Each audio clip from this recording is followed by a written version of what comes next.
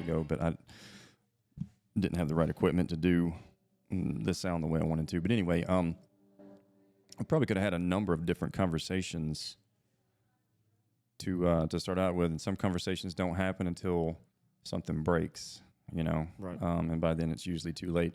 And tonight's not that. Tonight we're talking about things that men carry, quietly, mental health, pressure, substances, purpose, and what it means to raise kids in a world that doesn't slow down long enough to feel anything really, Right. So, really glad to have you here tonight, Dylan. Well, Stix, thank you for having me. AKA Stix. So let's start where it's real. I gave you, when I asked you, I was like, okay, let's sit down and talk. Give me your top 5, top 5 things you want to talk about, because I don't make these episodes about me. I want to talk to people. Like this is when I started this whole podcast thing. What I wanted to do was just sit down and have real conversations with real people about real things we deal with. I've talked about a lot of deep conspiracy things and what some might call spiritual woo-woo stuff in the past, and quantum physics, and you name it. Like, I've talked about a lot of things, but what I really want to do is just talk to people. That's right. And you gave me your top 5 list, and it blew my mind. I was like, that's deep, that's good. And I expected one of them. But number 1 on your list was mental health, men's mental health. And that's something that really goes deep with me, because the reason I started this podcast in the first place, it was my last year in the military, right? Right. And if you followed me from the beginning, I've talked about that in pieces and things like that, share things that I feel are relevant that can help people. But it started with a mental health journey. I was almost one of those 22 a day veterans, almost took my life. Absolutely. Glad you didn't, brother. Nah, me too. But there's a lot that didn't get that chance. I lost a lot of friends that I probably lost more than 22, actually. Yeah. I sit down and I don't want to count the numbers, but I was really excited that you picked this topic, because it's something that it's rooted deeply in me, because it's really where this podcast started, was with men's mental health, just mental health, PTSD, awareness for stuff like that. And you're 27. That's correct. Yeah, I know. We celebrated your birthday here, right here at Blokes, by the way, right where we're recording. Yeah, one of the best. Shout out to Jammer for letting us record here. Yeah, one of the best ones I've had in several years. Yeah, and I could see the excitement on your face. But I was here when you turned 27. 27, that's some insight for a 27-year-old. Let me tell you, I've sent some soldiers into combat, man, deployed with them, and like, you got some insight we've had other conversations. So I was excited to have this conversation with you. So let's start with something simple, but it's not easy. When you hear men's mental health, what do you think people get wrong about it? I believe that a lot of people get wrong about men's mental health is that sometimes it doesn't exist. They know it exists, but they act like it doesn't. You hear a lot about, just mental health in general. Yeah. But like we've spoken on before, just being able to be a man and carry yourself, and you're looked up to as a leader, as a dad, as a father, you have a lot. You have a lot on your shoulders. Like, you're carrying a weight that most people don't recognize, because you're supposed to be the strong one. You're supposed to be the ones that they look up to. If they have problems, they can go to. And that's deep. And then you also deal with like just personal battles that you've dealt with your whole life, and you got things that you want to get off your chest, you want to say, or smaller things, just like walking through a store and somebody says something the wrong way, and it aggravates you, or it makes you mad. It just drives you crazy, and you want to say something about it. But being a man and being a respectful man and an honorable man, sometimes you just can't say those things, and that takes a toll. Well, let me tell you, I don't mean to, just real quick. Absolutely. At 27, for you to have the insight to walk away from things like that, let me tell you, most 27-year-olds don't have that. A lot of 37 and 47-year-olds don't have that. I'm 47. I can do that. Right. but I didn't always. You know what I mean? Hasn't always been that easy. Hasn't always yeah, been that easy. for Yeah. sure. Yeah. Hasn't always been that easy for sure. But no, that's just. I wanted to ask you. I'll let you get back to it. You said strength, expected to be strong. How were? What was strength to you, like coming up? Like, what were you taught strength was as a younger man, as a young boy coming into manhood? Like, what was strength? I mean, being strong as a man was just providing, providing for your family, being that shoulder to cry on, being that someone that comes to you in times of need, and being able to rely on you, Mm-hmm.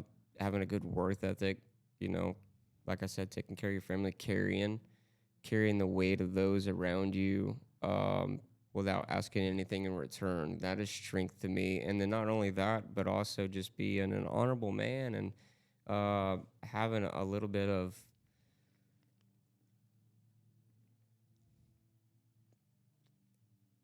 self-worth at the time is what I thought it was, until I actually figured out what self-worth was. Right. And I'd watched my dad raise me, and I thought he was the strongest man alive, like he did all Mm-hmm. these things, he knew all this stuff. Right. And just Yeah. being able to look up to somebody, as a man, I felt like that was being strong. Yeah. That was being who you were supposed to be as a man. So I mean, Mm-hmm. just Yeah. based off your question, that's where I feel I lay with it, and that's just, Mm-hmm. um,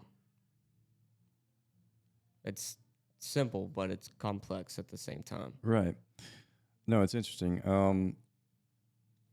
Yeah, we learn a lot of things from our dads, you know, strengths, and some of those strengths, me looking back, some of those things I was taught as strengths, they weren't Absolutely. in some cases. And that's not to say anything negative about my dad. It's just that there were there's things you learn that don't work for you. Yes. You know, they work differently for different people. Um, what does being strong actually mean to you now versus before?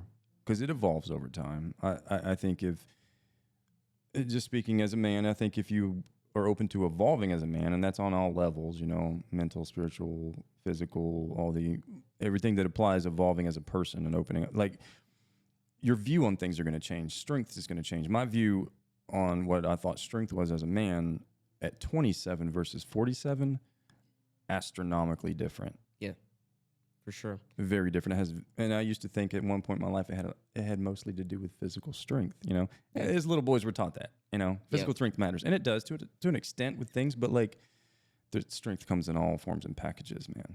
So to answer your question, man, is I, Sorry. I think that the difference between then being a child and being an adult now, and learning and living a little bit, LIVIN, maybe that's all we're doing is living. Matthew McConaughey. That's right. So the difference between then and now, what I would have to say is, um, just structure in general. Because the way I was raised, like I said, I looked up to my dad. I thought he was the strongest figure in my life at the time. Right. But there were, like you said, there were certain ways that he had taught me things where it was like, oh well, suck it up, be a man, like Right. I got a lot of those. don't be a wuss. No, maybe not in those words, but like Yeah. basically dry it up, you know. Yeah, dry it up. Don't be a wuss. And the difference I have now, and just looking out and thinking about how I'm gonna raise my son Mm-hmm. and my daughter. Yeah. Like I want them to be strong individuals, and I want them to have good mental health, but I also want them to be open minded that things aren't always going to be able to work out the way you plan them to be, and it's okay to have feelings. It's okay to feel the way that you feel. It's okay to be sad. It's okay to be angry. Yeah. I mean, there's a time for everything, man. To Right. be happy, to be sad, to be depressed, but also learning how to deal with those, Mm-hmm. and knowing that is strong to me now. Just being able to learn how to cope with those things, and knowing that there is other people that are going through the same things, Yeah. and they're dealing with the same problems that we have. Mm-hmm. I could be the saddest person in the world, but knowing that eventually I can find my way out of that. I can dig my way out of that hole. Mm-hmm. That is the difference between then and now. As a child, I didn't think there was a way out. I just thought I'm supposed to suck it up and be a man, like Right. I'm supposed to just be strong. Yeah. I'm not supposed to have feelings. I'm not supposed to care about those things. But deep Mm-hmm. down, and having conversations with my dad later in life, I had realized that he was telling me something that he was not doing. Um, he struggled Mm-hmm. mentally every day Yeah. to carry our family. And I didn't know that until I was like 25, 26. So just a couple years back, man. And that's really what triggered, especially this topic alone, was like, we think we are strong until we hit our knees, man. Like Mm-hmm. until we have that fall, until we start realizing that I'm not okay. Yeah. And there's not a lot of people that are willing to listen until you start talking to people. Yeah. And then you realize that there are people. So I mean, I think that would be the Right. difference. Well, let me ask you, when did you first realize I'm not okay? Oh man. Whenever I said it out loud to somebody in a conversation, Really? trying to talk them through a desperate time of their life, I had realized that I am not okay. Yeah. I was telling them, it's gonna be okay. And then I started telling a story about my past life and was like, I went through this, I went through that, just trying to like make some kind of relation to their problem at the time, just so they knew that they wasn't alone. And then I'd spoke it. I'd Yeah. spoke it out loud. There's a lot of strength in speaking things out loud and hearing them. And same can be said about writing things down in a journal. Like when I went through, so I told you I was almost one of those 22 a day, right? Well, I went through some extensive counseling. I finally got like the right help I needed, and I really got into journaling. I kind of always did that before. I was always sort of a poet and with words and stuff and whatnot, but I always wrote things down. But like I really got into journaling, and it's speaking. Speaking it has words have a lot of power, man. And when you hear yourself speak something out loud, like I am not okay, it's no longer in your head. Oh, it becomes real. It becomes real. Yeah. Yeah, you spoke it into existence. So, do you think that men even recognize, like, just the average man even recognizes what they're feeling, or they just push through it? No, I don't think a lot of men do recognize it, especially in today's age. And I hate that saying, but I'll use it very loosely sometimes in today's age, because just the way that everything is looked at, it's a culture, So like we Right. follow we follow a certain culture, 100%. and to be that man, like I said, going back, just kind of like how my dad had raised me, and probably you and yourself as well. You got to be strong. You got to be this. You got to be that. Yeah. But I can you ask me that question just once more so I can Yeah. Do you think that the average man even recognizes what they're feeling, or do we just push through it based on what we've been taught? Yeah, I do think we just push through it. The average man does push through it, and I don't think a lot of times that they realize what they're going through, because they haven't allowed themselves to explore that part of their mind. Yeah.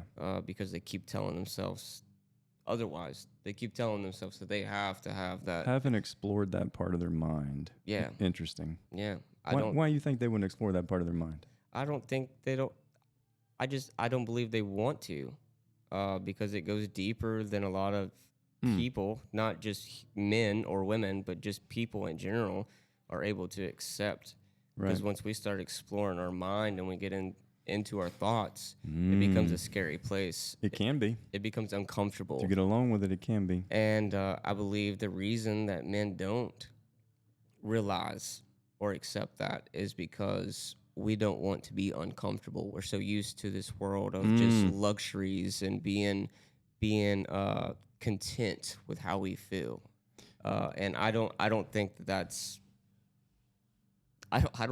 wise, but it took me up until now to realize that as well. So I mean, different people figure it out at different ages, but Yeah, man. I just think the Hard uncomfortability. hard Yeah, times build hard men. Soft times build soft men. that's it.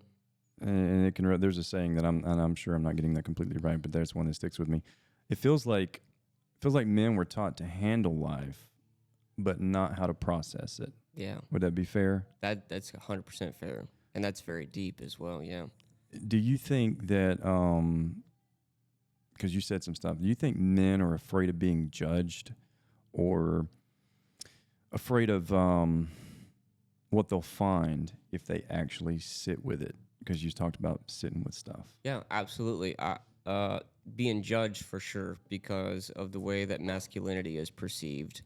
If you look at the masculine men, like you have all these different idols or figures in life that you're told like this is the manliest man of the world, you know. So like, Yeah. you're looking up to these people, but at the same time, Hey man, I once thought that David Hasselhoff was the man's man Yeah. because of Knight Rider and Baywatch. That's right. And then I grew up and I was like, Baywatch is so corny, and David Hasselhoff is so No hilarious. doubt. I'm like, what? But like, yeah. Anyway, yeah, we have different versions of it. But I also loved Bruce Lee and Rambo. You know, Stallone is still like my hero. Yeah, for sure. Chuck Like, Norris, Van Yeah, Damme. R.I.P. Man, Yeah. Chuck Norris, bro. You had to bring that up. Like, I know, just I grew recently, up on too. Chuck Norris. He was one of my heroes. Yeah. Him and Bruce Lee were like one of the reasons I got into karate. Yeah, me Yeah, as well. martial Me arts. as well. Yeah. My dad the same. Like he. You took martial arts? Oh yeah, man. I did. What'd a you lot. take? Tang Sudo or Tang That's Sudo. not how you say it. You say Tang Tang- Sudo. Yeah, yeah. Excuse me. I got that little southern slang, and I don't. every instructor I've ever had, every martial arts instructor I've ever had, just Rip you apart. Yeah, ta- rip you apart if you say it wrong. Maybe I'm saying it wrong. Maybe he told No, it no, to me no, wrong. no, I don't no, know. no. Anyway, Tang Sudo. That's what I taught. I took it from age 9 till 21. Right on. And then I started taking jujitsu, Brazilian jiu-jitsu. I didn't start until I was 21, and then I joined the military. But then the military taught me combatives, you know, Right. which is just mixed martial arts. It's got jiu-jitsu and all kinds of stuff mixed into it. So I continued on being able to do that. I'd like to get back into it. Anyway, yeah, we're taught a lot of things like that, you know, heroes and things, you know, people we looked up to. So if someone realizes that they're not okay, what does growth even look like from there, you think? I think acceptance in itself is growth. Just realizing that you have a problem, realizing that you're not okay, realizing that there's something, Accepting's interesting. yeah, just something deep within that you're scared to work on, or you're scared to just like I said, explore, because we're always taught to just keep going, just keep moving, just keep doing your best that you can, and sometimes that best is not good enough. Yeah. And that goes back to probably one of the other topics we have lined up for later on, is just growing as a person and figuring out where you need to be Yeah. in general. I mean, that. And as a man, acceptance. finding out where you fit in this world means everything. It does. It We're does. raised to think that way. You don't know where you fit. You got to get a job. Yeah. You got to be impactful. You got to have purpose. You got to purpose. Finding a purpose. Finding a purpose. That's the biggest one I wanted to say. And you're just expected finding as an purpose. 18-year-old child to have that shit figured out. Yeah. Nobody does. Yeah. No one. I still don't. I'm sure you don't either. I can't speak for you. Well, I but figured out what I was going to do, and I did it. I was Yeah. a soldier. Yeah. Absolutely. But I'll tell you, there was a transition figuring out what I wanted to do from there. I knew I wanted to do a podcast. That was one thing I wanted to do. What was I going to do with it? yeah. Right? Yeah. I knew I wanted to talk about mental health, suicide awareness. Yep. There were things that were near and dear to my heart. But where was it going to go from there, right? It evolved into what it's doing now. But, right, purpose. What's your purpose? That's a lot of pressure to put on somebody, honestly, just in that question alone, right? Yeah. That's a hard one to answer sometimes. When people ask me now, like, what do you do? And I'm like, I'm retired. I don't lead with I do a podcast because it's not that big of a podcast right now, you know?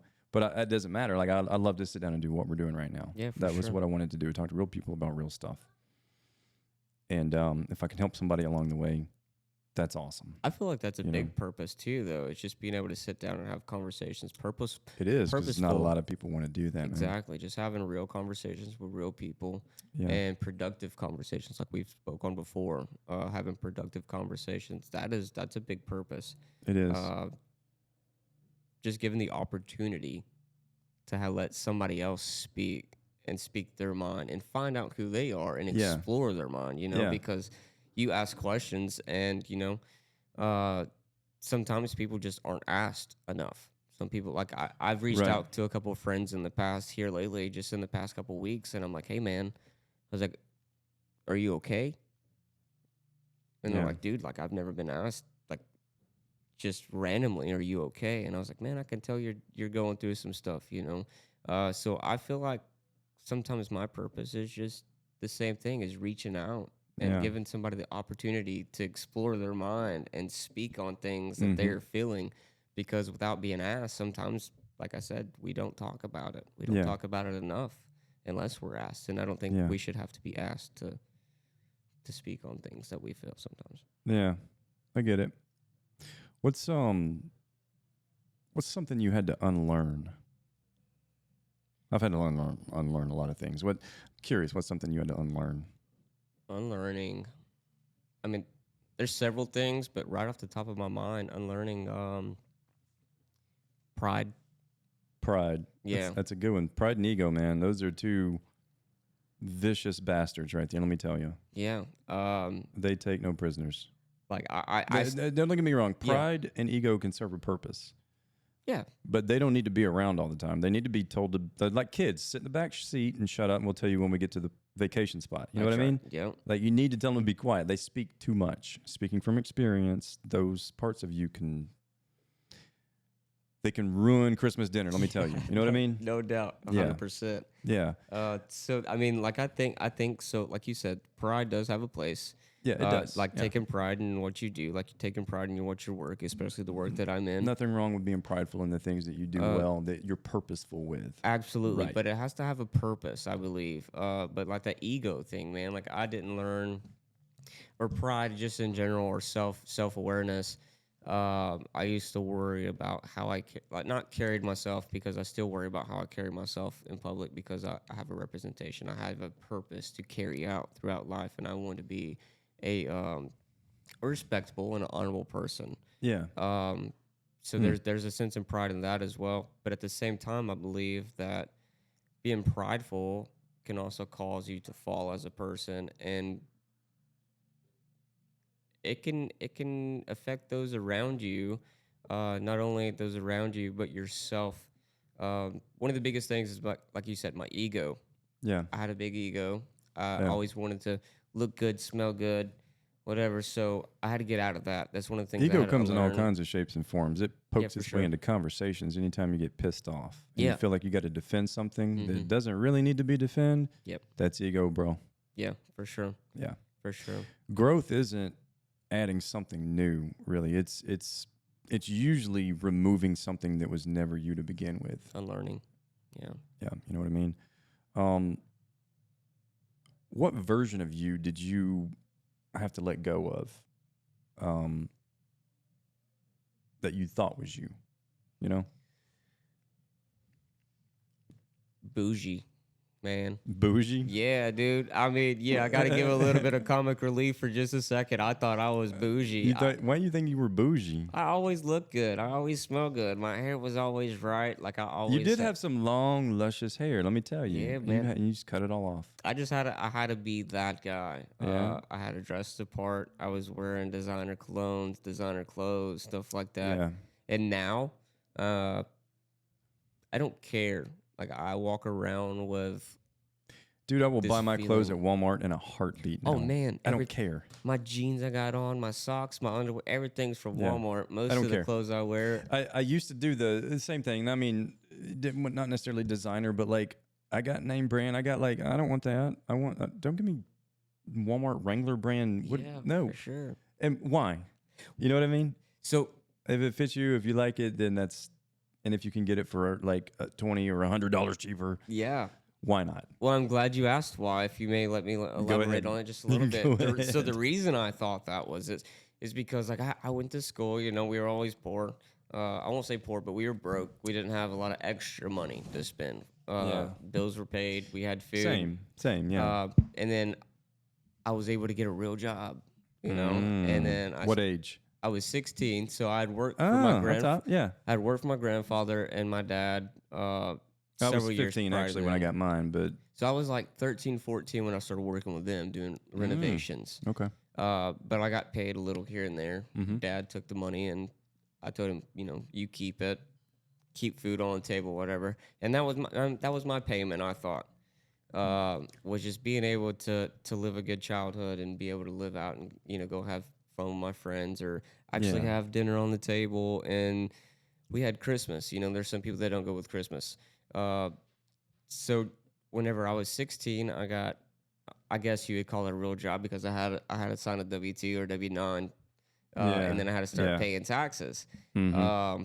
But once I was able to start bringing in a paycheck every week or every other week at the time, Yeah. I was saving up all this money, and I was like, all these cheap clothes, all these clothes that don't fit. You know, I was wearing shirts that were down to my thighs, like midway down my thighs. Pants, I had to roll them up because we were using hand-me-downs and stuff like that too. So whenever I got to the age of buying my own clothes, Yeah. all my friends had like Hollister and American Eagle, and I was like, man, like these clothes look good. If I can look good, maybe I could feel good.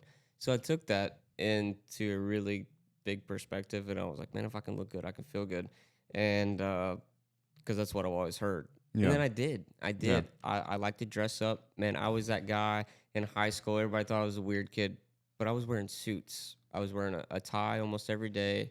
I was wearing slacks. I had dress shoes on. I like to iron my Dude, pants. you were Manny from Modern Family, right? Oh You yeah, dressed man. to the nines to go to Yeah. school. I loved it. I loved it. I felt good. I felt like I'm gonna get somebody's attention regardless. Yeah. And I guess okay. that also stems from just being in the shadows Yeah. because I was kind of that odd kid in school sometimes as well. So, yeah, I mean, I got hand-me-downs and stuff too. When I got my own job, I bought my own clothes, and I was like, I'm getting this. I wanted this, and same.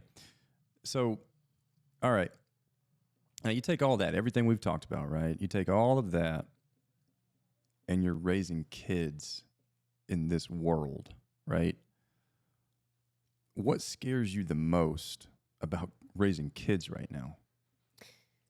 Man, I think the thing that scares me the most is just the country alone, the division and what we have going on, and then having them to have to navigate that and learn and unlearn things that they learned throughout years. So you're little twigs. I done told you I'd throw a joke in, right? Yeah, for sure. So your nickname is Stix. Yeah, You got two little twigs, right? I sure do. I got two little twigs too. They're not twigs. My son would take offense to that. He is kind of skinny, but he's very muscular. You know, but he's like me. He was at that age. I was skinny too. But I derailed myself. This is why I shouldn't ramble. No, I hear you. Yeah. So you got two little twigs, right? Yep. I mean, that's got to be terrifying right now. And they're what age again? Remind me.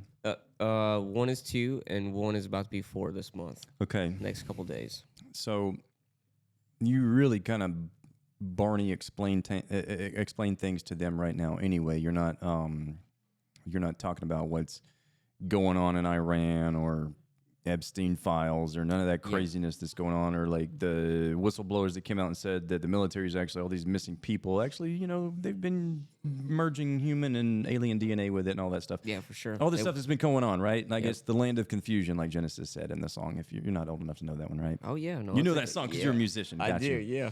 It's like the land of confusion, so my kids, they just turned 20 yesterday, right? I'm terrified for Oh, them. happy birthday to them as well. Yeah, for sure. Took my son to lunch yesterday. We had a good day. Right on. Doing a party for him this weekend, but terrifies me, and they're smart kids, and they do for themselves, the school and work and everything. Terrifying, but when you have kids that are your age. I remember when my kids were that age. We were just getting started, like in Alaska with my. They were getting started on getting introduced to the military, you Oh, know, because yeah. I had a break in service. So that's when I went back in, and it takes me back to that time. And the world has, we were in war then, but things have shifted, you know, just drastically in the last Huge. 20 years, Huge. man. Yeah. So it terrifies me for you to have kids that young. So I'm, you know, and I'm not trying to incite fear. I don't do that. Oh, no. But as a parent, you know, as a man, as a parent, yeah. Well, what do you want your kids to understand that you didn't learn early enough? I want them to understand, man, that we're all human Mm. and we all have faults. We all fall short, man. Like, we can't be 100% all the time. No. And it's good to have those outlets or those people that we can reach out to that maybe some days and one day whenever they find the love of their life and they have a spouse, there's some days where I can be 50% and you have to be 50%, or maybe I'm doing 70 and you're doing the opposite. I've got an interesting one on that one, man. I did these little when I had to take a break in my podcast. So I did this sit down and talk before, but it was me and one of my former soldiers actually. Right. He helped me out kind of getting this thing going. And he took me down some rabbit holes with some of the conspiracy stuff. I love those conversations.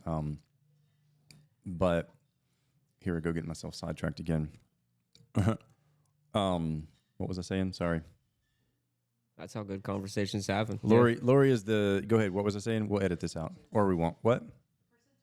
Percentages. Thank you. Relationships. there This you is go. why I shouldn't ramble. Relationships. So when I had my break between doing actual sit down recording, you know, kind of studio podcast style, I met Lori, and it was at a transition in my life anyway where I had to take a pause on recording that way. Where I was recording wasn't an option anymore. So I had to take a different approach, and I still had a mind full of things to say. So I started doing these walk and talk episodes that were like 10 minutes or so, something like that. And then Which are great, by the way. The ones especially on TikTok. Right oh, now. well, Yeah. thank you. Appreciate that. Those are awesome. They resonate with people, and you know, I was like, I can always come back to these and talk about these topics later in a deeper setting, just one-on-one kind of thing. So anyway, I don't know if I took us off of topic there, but you mentioned that. Do you raise them differently because of what you've been through? Oh, 100%. Yeah, I do too. I think that's one of those questions that can be rhetorical. Yeah. Because as you get older, you realize that there's certain things that we are raised to do or raised to think that we would look back and be like, well, that was ridiculous, you know? Yeah. And then also, like I said today, you realize that people were evolving. Yeah. And people are starting to realize that there are problems. Mm-hmm. There are issues not only within ourselves, not only within our communities, but our country and stuff like that as well. Mm-hmm. And it is very, very scary. Yeah. Because just thinking about my kid's future, maybe not in the next 5 years, Mm-hmm. but maybe the next 10, 15 years, what are they going to be a part of? Like, how is the world going to evolve? What are they going to have to live through? Because I've known since I was a kid to now, I look back and everything was simple. Yeah. I mean, I thought the world was going great. You know, economically, stuff falls and then it rises again. But there's a lot of AI and all this crazy stuff coming up, and like that's all they know. Pretty soon, man, it's going to be where you can't tell the difference between reality and what AI and quantum computers made up, you know? Oh, man, I can't tell the difference now. If I'm being real with you. I mean, that's if you know what scary to you're me. looking for, you can, but it's Yeah. getting where you can't. Yeah. Yeah, for sure. It feels like we're raising kids in a world where we're still you know, we're still trying to understand it ourselves. Absolutely. You know? Do you teach them how to be strong or how to be honest? I would like to say that I teach my kids to be honest.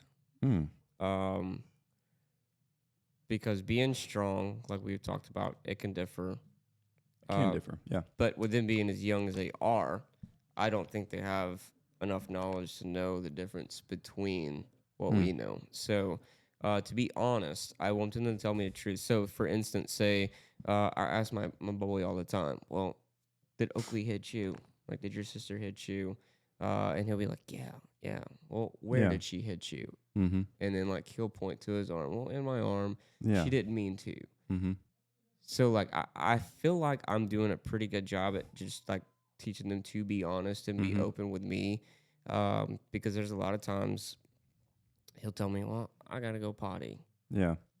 Mm. And he doesn't have to go potty. He just has to get. He just Yeah. wants to get out of the car seat or get out of the truck. And It's stuff like important that. to instill at that age. I mean, they're still, like you said, they're learning Yeah. some basic stuff, but you're instilling it in them early. And the reason I ask is because I teach honesty first, but both. And let me explain why. It takes strength to be truly honest because truth isn't always welcome in every room. Absolutely. You know what I mean? Yep. It's just not. Sometimes it's truth is expected to shrink up, just like people are sometimes. Yeah. And so I teach them to be, I taught them to be honest.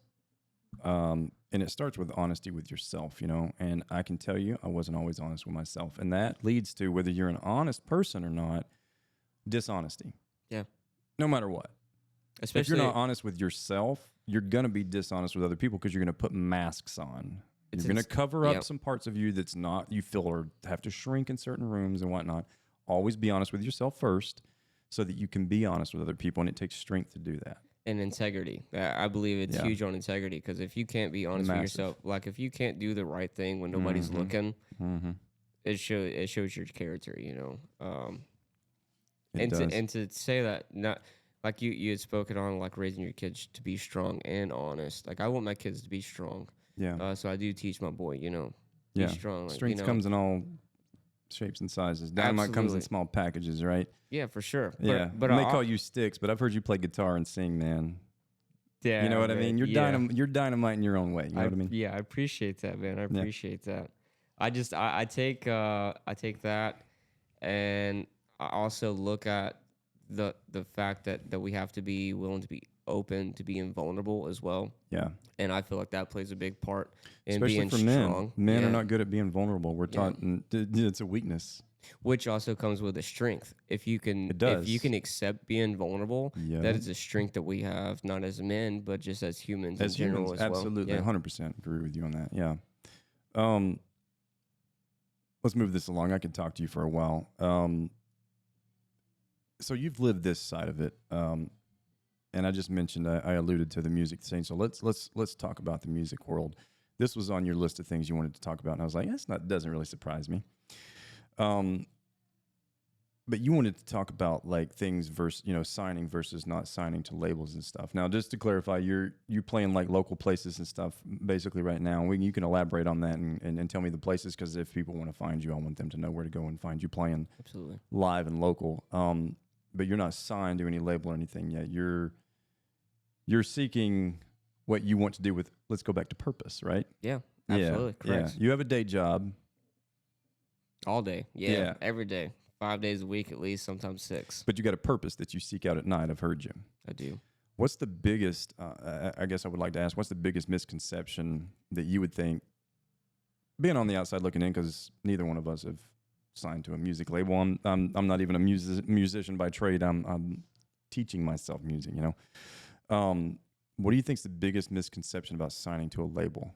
Coming to people that have not been signed to a label, having this conversation, you know what I mean? Yeah, for sure. I think the biggest misconception is like you have it all made. You get to live out your life. You get to do music, and you get to do what you want. Like you get to enjoy the things that come with being an artist, like performing and putting on concerts and holding these big festivals and stuff like that. Just reaching out to all these individuals and being able to touch souls. Are you talking about like signing versus not signing? Because you can do that by signing to a label as well. Yeah, but so the difference. But you're also told to do some of this stuff. Exactly. So the misconception is sometimes you can do that while you're signed to a label, but at the same time, where it becomes a little bit less of what you want to do and what you're trying to portray and the message that you're trying to push becomes somebody else's message, somebody else's purpose, somebody else's reason. Yeah. Because now you're signed.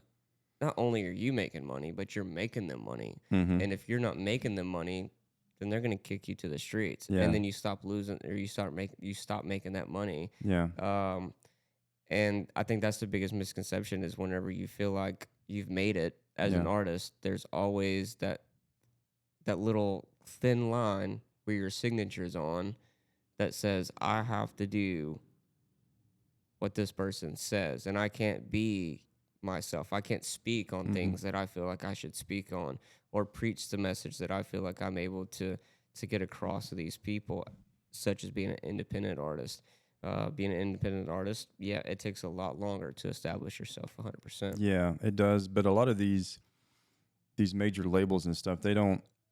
It feels like they don't shape music as much as they shape identity. Yeah. And you have your own identity. But when you sign with somebody, it seems like unless you sign with the right one, and again, this is coming from someone who's never signed with a music label, Absolutely. but we read about it, we hear about it all the time. There's musicians that like rebel against certain aspects of the music industry because they see how corrupt it is. So, do you think that artists are signing deals or, and I think we probably both know the answer to this, but signing away control? And I guess it really just depends on who you sign with, right? Yeah, no, I definitely believe that a lot of the times that they're signing away control, because like we have spoken on it just recently is there's a lot of times that you don't get to put out the music that you want. Yeah. You could put out 20 songs, Yeah. and they'll pick 2 or 3 out of those songs and tell you the rest of them are trash. Yeah. But to someone like you and I, Yeah. those songs may be the most meaningful songs that we had ever heard in our lifetime. You know, like they could be the #1 hit on the record label right now. Right. Well, it's a business. Yeah, Plain and simple. I get it. It's a business. So, you know, there's one of the things I love about like right where we're recording right now here at Blokes is Jammer has a lot of local musicians that come through here and play, and this being open mic night, and I know you're like as soon as we finish this up, you're gonna get out there and play a set. Oh yeah, Can't wait to hear you again. I didn't bring my guitar tonight, so I can't get up there and jam with you, but next time. Oh, I hear you. I got Bryce to bring you some I'll bring my strings. Taylor and the Martin, and you can use whichever one you want, and I'll use the other one. For sure. Yeah, we'll do a set. Been working on some stuff. But yeah, so you put one on here that really, like when you put it, I was like, wow, that could be such a deep topic, and I'm curious as to why you did. So let's go somewhere real for a second. Substance abuse. Do you think people use substances just to escape or to fill something that they have been avoiding? Both. I do. Both? I do. I Okay. feel like it's both. I feel like sometimes we use substances to escape the reality of the world that we're living in. Yeah. The realness of the pain or the hurt that we have, and then also to escape those things that come to our mind. Yeah. Because a lot of times I can tell you firsthand that sometimes partaking in certain substances, it just helps me forget certain things that I am dealing with on a daily basis, and it kind of eases it, you know. And that's whenever it becomes a dependence, or you start relying on those things, because without it, you feel like you're drowning, but at the same time, you're feeling. Right. Like you're supposed to be able to feel those things, and doing the opposite and abusing those substances or relying on those substances can sometimes affect our judgment and how we proceed. Absolutely. Yeah. Yeah. They for sure they can. I mean, even the ones that really are designed to do you some good, they can have a double-edged sword. You can use it too much, and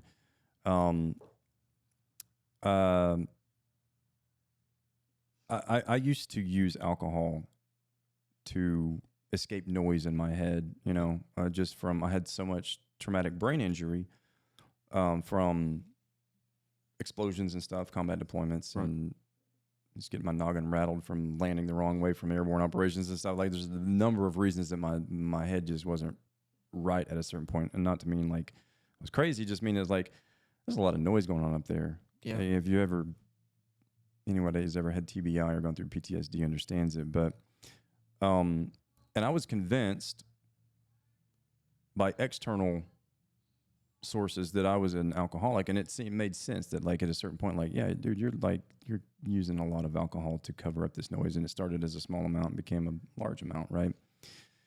When I got into real therapy and started getting real help with this, every therapist I talked to, and I was completely honest about my situation and how I quit, or when I made a decision to just quit drinking, it was cold turkey. There was no weaning off of it. It was just done. Yeah. They said, there's no way. Alcoholics don't do that. You can't just stop it. Mm-hmm. There would be some kind of adjustment phase, cold sweat, something. Yeah, You'd have had something. So I didn't have that.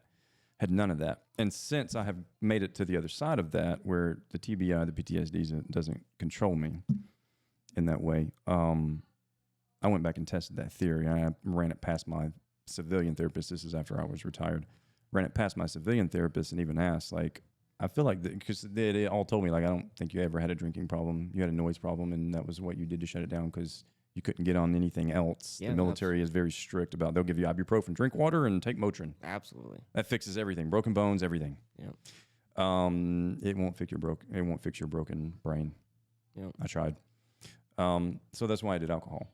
And I went and tested my theory, went to Applebee's and got the Bourbon Street steak and mashed potatoes, garlic mashed potatoes, and a Yellow Jacket, otherwise known as the Banquet, and drank my beer with my steak and potatoes. And I was like, yeah, it's good. I don't need another one. Yeah. It really was just trying to shut something down. So,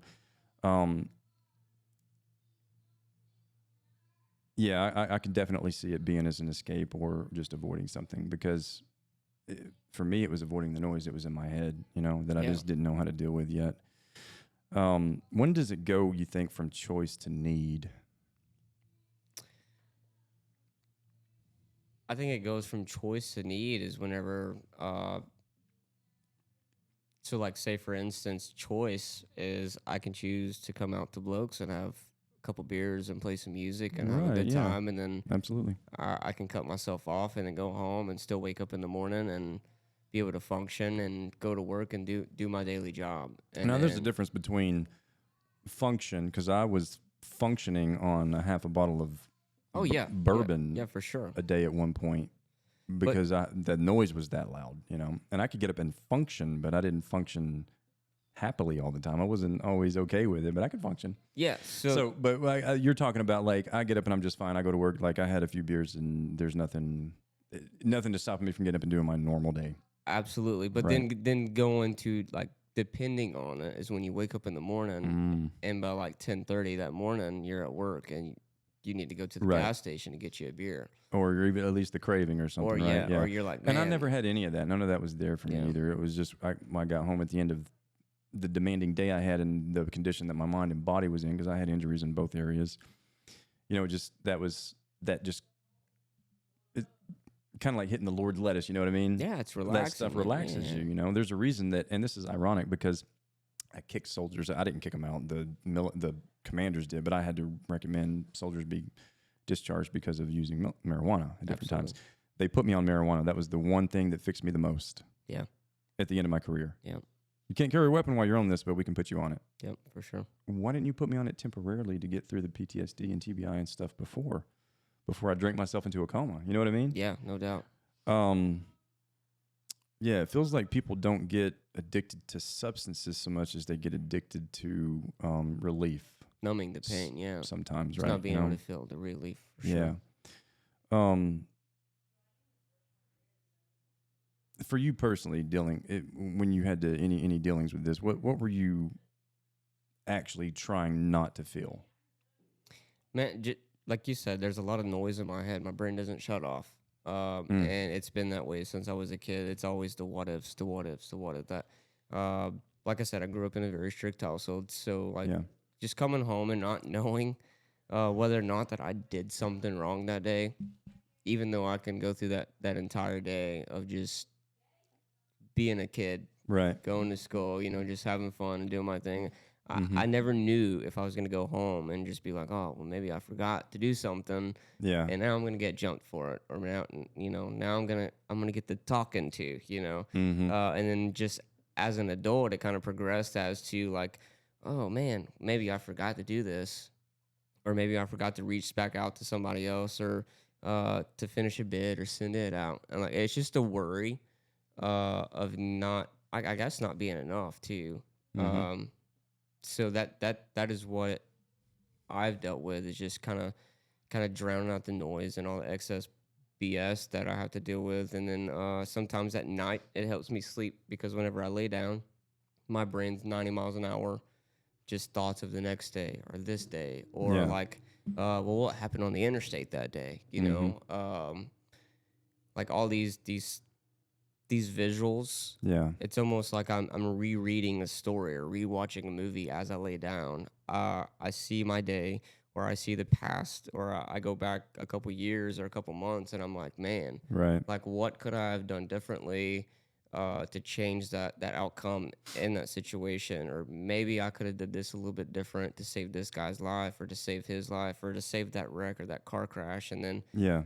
it just, my brain never shuts off. So I had drank to the point to where, like, whenever I'd gotten home and gotten out of the shower, sometimes I didn't even take a shower. I was sleeping in my blue jeans, you know, on the Mhm. couch. I would get home, I would lay Right. down, I would drink all day, go home and go to bed. That's the only way I was able to sleep. Mm. It's because my brain didn't shut off. Yeah. Um, It was the same kind of thing when my brain yeah, just wouldn't shut down about stuff it was replaying that I didn't want to relive. I didn't yeah, like the original experience, you know. yeah, for sure. Yeah. This is the stuff, man, that doesn't make headlines. You're not going to hear about this. It's not going to be in somebody's news feed, but it shapes everything, you know, mental health, growth, fatherhood, identity, Yeah, escape, all that, you know. And the thing is, most people aren't broken, you know. They've just never been given the space to actually be honest. So I appreciate you bringing that honesty tonight, man, yeah. and bringing these topics. I'm glad that we got to talk about them. And I wanted to ask just kind of a couple of questions to close it out. Not just to you, but to anyone viewing or listening. What is something that you believe now that you would have argued against like 5 years ago? Man, probably being open minded, really, because I was so stuck in my way. Good one. That's a really good one. I was so stuck in my way that I seen everything the way that I thought I was supposed to see it, and that was the right way. So you would argue against being open-minded? Is that what you're saying? No, no, no, no. I would No, I'm argue saying against not being open minded. Yes, So I was asking like what's something you believe now? You believe in being more open-minded, is what you're saying. I do. Gotcha. Yes, Awesome. yes. What is one thing you think men need to hear, but we're just not being told? It's okay to not be okay, It's okay to not be okay. and it's okay to reach out to people, because there are a lot of people that want to hear your story, and maybe they can't help but just being able to express your feelings, Yeah. or letting someone else hear your story can help give you some type of relief. Right. And seek help Yeah. if you feel like you need help, because there's not enough people that do that, Absolutely. especially men in general. And that's the biggest one for me, is it's okay to not be okay. Yeah. Absolutely. Well, if someone is stuck right now, what would you say? What's the first honest step forward? Any man out there right now? For me, it would be just dig deeper, do some soul searching, maybe take some journeys or something, experience something that you have never What done before. And journeys we talking about? We talking about the psychedelic type or the? oh yeah, no, 100% psychedelic journeys. Yeah, Because there was a time in my life where I didn't have any answers to they're really anything. good under the right conditions. Yeah. With the right. Yeah, absolutely. I didn't have anything. I didn't have any answers for anything that was going on in life. And then I had a friend who was very knowledgeable about the topic. He had came to me and he was like, "Hey man," Right. he was like, "This is something that is not to be abused." Mm-hmm. He No, was like, no. but he said, if you're searching, it will help open your mind outside of what your normal mind will allow you to accept or process. There's a number of things it can do for you. It's something I looked into deeply. Like I researched into it quite a bit, and I looked into when I was dealing with all the PTSD stuff. getting into the program when they were doing trials with psilocybin for veterans and stuff, Yep. and I couldn't get in it. It's a couple I tried to get in, but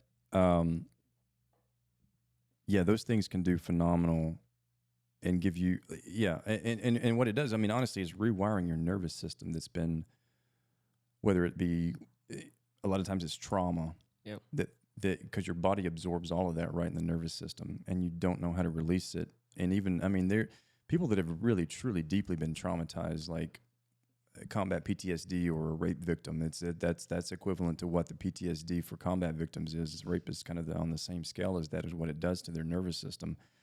Sometimes you can't expel what that clogs up. Yeah. There's no way to release it on just the things that were given under natural. Like it's medicated, you get a pharmaceutical Band-Aid to put on it. Yeah. It does not heal it. For sure. But this stuff, speaking from experience, can dig deep. And it can, and I finally found my way to some stuff that I trusted too. Yeah. Under the right absolutely. conditions. Yeah. And even though I had already worked through most of my stuff, like there were some things that still made me like, oh, I didn't know I needed to face that. I didn't know that needed to be fixed. Yeah, those are amazing things, and there's a reason that those have been being pushed to try to make it through the FDA trials, you know, and hopefully one day they'll be approved where you can just go get it prescribed to you under the right conditions. Yeah, absolutely. And what you don't have some. I mean, there's already a paywall that you have to get past to get antibiotics. You know, we had strep throat just back when winter was. Oh, psych, winter's back. Yeah, for sure. We got strep, right? And I haven't got sick like that in years. And I got infected ears and everything, and it was horrible. But I had to go through a paywall just to see a doctor, just to say, oh, you need antibiotics. Yeah, I know. Yeah. The antibiotics, even if insurance didn't pay for it, was like a couple bucks. Like it was nothing. Yeah. Why can't I just go to Walgreens and buy that? I hear or you, grow man. the fungus that provides this. Anyway, those are they're the fungus among us, the magic mushrooms. Yeah. They're great teachers, bro. Beneficial. They're great teachers. They help you accept those things, like you said, that sometimes you don't know. You just don't know it's buried that deep, and you're like, wow, I've really been avoiding that. Like I didn't you know. you realize that there's things that you need to fix, and you don't understand it, or you don't realize it until you're helped or you're guided. In addition to psychedelics, which I do say, if you can find in the right conditions, don't go and do anything illegal. Yeah, absolutely. I'm not advocating for that. You know, it shouldn't be illegal in the first place, but do it under the right conditions. It can seriously help. But in addition to that, I think you got to get up in the morning every day and do a little thing I call just taking a look at the man in the mirror. Yeah. And this is something I used to do, like literally get up and do every day, is I would get up and go look in the bathroom mirror every morning. That's scary. Did I meet? Yeah, because you got to look yourself in the eyes. Yeah. Right? Yeah, man. And it's very difficult to do. And like, hey, did I meet what I was supposed to yesterday? Yeah, good job. All right, let's crank it up. No, I didn't. It's all right. Don't shame yourself and don't blame yourself, but just be like, all right, let's do better today. Yeah. Pep talk yourself and hold yourself accountable. That's difficult to do. So I say every man needs to start their day out that way. Where'd I miss the mark yesterday? Let's not do that today. You know, starts there. Starts with just internal looks, internal honesty with oneself. Yep. There's some things like we talked about you can't get past. You need a little help with psychedelics. Help with that. They're good, but do it the right way. That's right. Brother, thanks for coming on tonight and bringing this podcast back. I haven't done this in a while, and there's several other people that are going to come through here and talk. Like Bill's going to come on later. That'll be fun. Right on. And a few other people. But we'll do this again, man. Yeah. Yeah, man. I appreciate you having me. It's been a blast, and just being able, like I said earlier, just being able to open my mind and open your mind to different topics as well. Absolutely. And just being able to explore each other's minds and seeing where we think and where we lie on the topics, and just being able to get some of that stuff off your chest or out of your head for a little bit. That's good, man. Like we had talked about last week, just having a productive conversation and being able to dig deep and be honest with each other it's good. All right.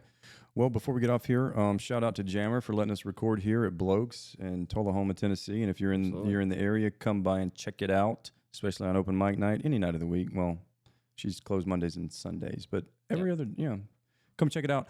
In addition to this location, where can people come catch you live doing your thing? Because Oh man. I want people to come check you out if they're in the area. Let them know where they can catch you and on social media where they can follow you at and stuff like that. I'll Yeah, put stuff in the post links and stuff, but verbalize it so the folks can hear. yeah, man. So on Facebook, my name is under Dylan Sweeten, Dillon. Sweeten is Sweeton, and that's mostly where I post everything. I do have a TikTok; it's under the same name. What's your handle? On TikTok? TikTok handle is Dylan Sweeten. I believe it is. Yeah, I can't. Mine's Human Lawn Dart. I went through a few different things, and I was like, I basically was a Human Lawn Dart as a paratrooper, and that's sure. the one that stuck. And I didn't change it to the Jackal 9 Project. You know, I just kept it at that. I put my podcast stuff on there, so it doesn't matter.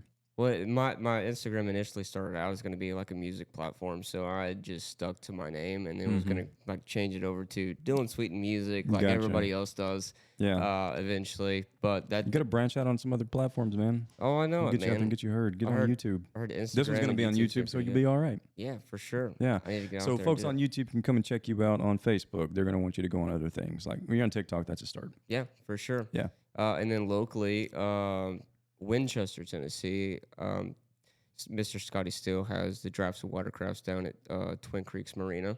Okay. He's opening it up on the 20th of April of this year, and awesome.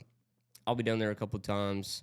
I'm sure of it. And they're also doing like a lake idol to do every year. Yeah. Close to like the middle of summer, so it's a good like 12, 13 week event. Kind of like American Idol, but on the lake and local. And then I also play local bars anywhere from here to Pulaski. Right now it's mostly blokes. I got a couple other gigs lined up, but nothing too crazy. Beans Creek Winery over in Manchester, Tennessee. We have some spring dates lined up for that. Yeah. So if you're interested, just go check out the Facebook page, and I'll keep everybody updated on that as well. Yeah, man, that's where I'm at. I try to stay local. I'm working my way out towards Nashville, but not Broadway. More toward like Franklin or Brentwood areas. Smaller hole-in-the-wall bars. That's typically where I find myself. Yeah, it's a good time. That's cool. All right, man. Looking forward to having you back on here again, and I appreciate it again. All right. Thank you, Jason. All right, thanks, man. Hey, thanks everybody.